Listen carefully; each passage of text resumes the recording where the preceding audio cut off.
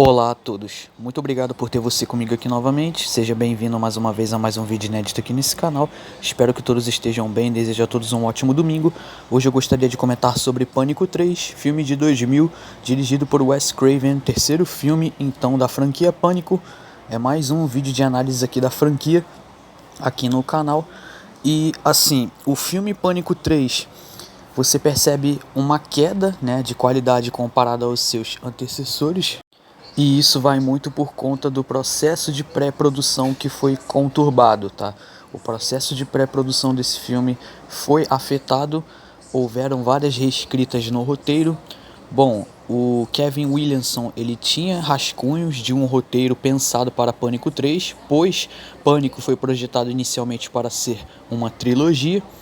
Porém, na época, Kevin Williamson, ele estava envolvido com outros projetos, Ele estava envolvido com o filme Tentação Fatal, que seria, em tese, seu primeiro filme como diretor, e ele não pôde escrever o roteiro completo, fornecendo apenas alguns esboços, E aí, o novo roteirista contratado, então, foi o Ehren Kruger, e aí foi contratado para essa tarefa de reescrever o roteiro, e esse roteiro acabou passando por inúmeras reescritas e inclusive durante as filmagens, alguns atores recebiam páginas do roteiro no dia da gravação e até o diretor Wes Craven e outros membros da produção faziam alterações e acabou resultando em uma estrutura considerada bastante problemática, A estruturação desse projeto acabou então passando por problemas, justamente por conta dessas alterações no roteiro, e isso também devido ao roteirista Ehren Kruger não ter assistido aos filmes anteriores, Pânico e Pânico 2, que acaba levantando perguntas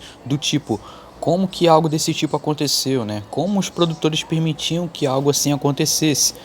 Mas aparentemente acontecia mesmo algumas vezes, E aí o Ehren Kruger teve então que descartar as ideias iniciais propostas pelo Kevin Williamson, e uma das ideias dele era que haveria um culto de fãs obcecados pela franquia Stab, que é a franquia promovida dentro, do filme Pânico. E esse culto de fãs obcecados, eles estariam sendo liderados pelo Stu, que é um dos assassinos do primeiro filme, e aí ele estaria liderando eles, e eles usariam a franquia Stab como um incentivo, Estariam sendo incentivados pela franquia Stab a cometerem assassinatos em um colégio. Essa era a ideia de roteiro, que foi então abandonada por conta do massacre de Columbine que ocorreu em 1999, e esse ocorrido acabou afetando a produção de vários outros filmes, incluindo também o Pânico 3.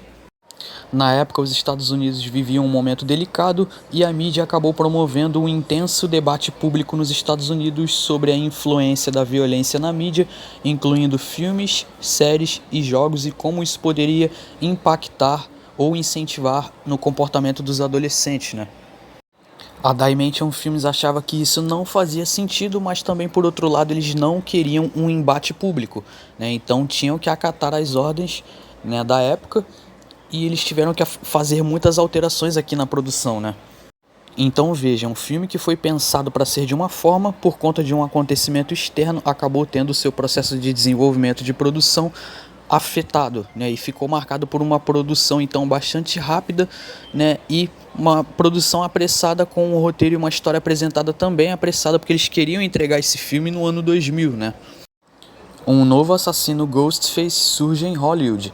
Após matar Cotton Wary, interpretado por Liev Schreiber, ele acaba matando então o resto do elenco e a equipe de Stab 3, forçando Sidney Prescott, interpretada por Neve Campbell, a sair do seu esconderijo para enfrentar o passado, descobrindo segredos sobre a sua mãe e se juntando a Gale e Dewey, interpretados por Courtney Cox e David Arquette, para parar o psicopata que pode ter uma ligação direta com a sua história.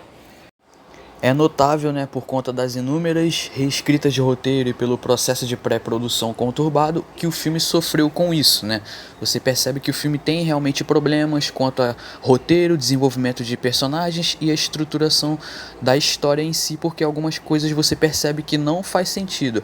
Ainda assim, com esses problemas, eu vejo que Pânico 3 ele tem boas ideias. Pânico 3 ele promove boas discussões, algumas polêmicas inclusive. Porém, você percebe que é como se o Wes Craven nesse terceiro filme tivesse perdido o fio da meada, tá entendendo? Ele perdeu um pouco, se perdeu um pouco nesse contexto da autocrítica, né? Apesar do filme também promover uma boa discussão sobre Hollywood, né? E em um determinado momento você nota isso quando o filme acaba levantando uma questão sobre qual roteiro o assassino está usando, pois eles querem saber quais serão as ordens exatas dos assassinatos sendo cometidos por Ghostface. E aí é como se isso fosse uma crítica, né, consciente de Wes Craven à própria produção de Pânico 3, que acabou sendo realmente afetada por conta de inúmeros roteiros diferentes, né? Isso eu achei interessante. Você percebe que há um autorreferencial aqui, uma autocrítica a questões de Hollywood, né, a produções, né, que eram afetadas muitas das vezes, como foi o caso aqui de Pânico 3. Porém, esse filme é o terceiro filme tradicional de uma franquia na qual se sustenta apenas pelo que foi construído nos filmes anteriores, tá entendendo? E por conta também do vínculo, né, e por conta também dessa ligação que os personagens acabam criando com o público, né? Tem passagens do filme que são forçadas e eu acredito que isso seja porque o Wes Craven teve que alterar certas passagens, né, às pressas quando via que o roteiro era reescrito e algumas coisas eram alteradas. O trauma da Sidney, a questão do trauma, né, e o drama envolvendo a mãe dela não é muito bem trabalhado nesse filme. Você percebe que pela falta de vontade da Neve Campbell de voltar, retornar para Pânico interpretando a Sidney, impactou a personagem da Sidney, fazendo com que ela tivesse menos tempo de tela. E você percebe que o envolvimento do Dewey aqui, ele já não tem tanta força, e a Gale, apesar de trabalhar para o detetive, trabalhar para a polícia, ela possui objetivos diferentes. O filme acaba então também fazendo uma sátira às trilogias, né, promovendo a ideia, a noção de que tudo pode acontecer, e às vezes o filme até começa a pôr dúvidas sobre o futuro da Sidney também.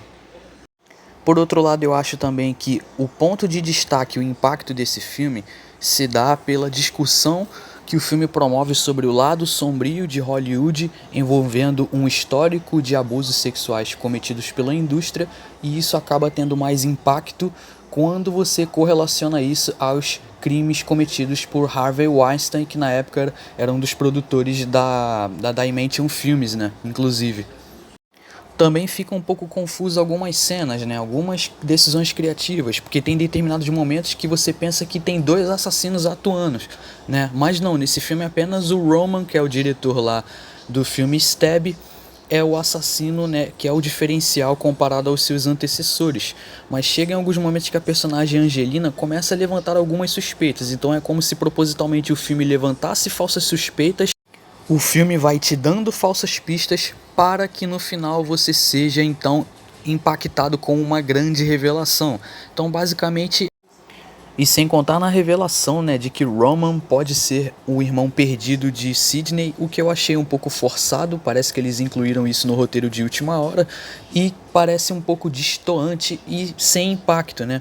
Então você percebe que algumas cenas aqui, elas parecem deslocadas, né? Entre erros e acertos, ainda é um filme divertido, porém, para Pânico 3 eu dou nota 5. Bom, vou ficando por aqui. Esse seria meu comentário então. Se gostou, por favor, deixe seu like, comente sua opinião abaixo. Muito obrigado a todos pela paciência e pela atenção. Vou ficando por aqui. Um forte abraço. Por hoje é isso. Muito obrigado a todos e até mais.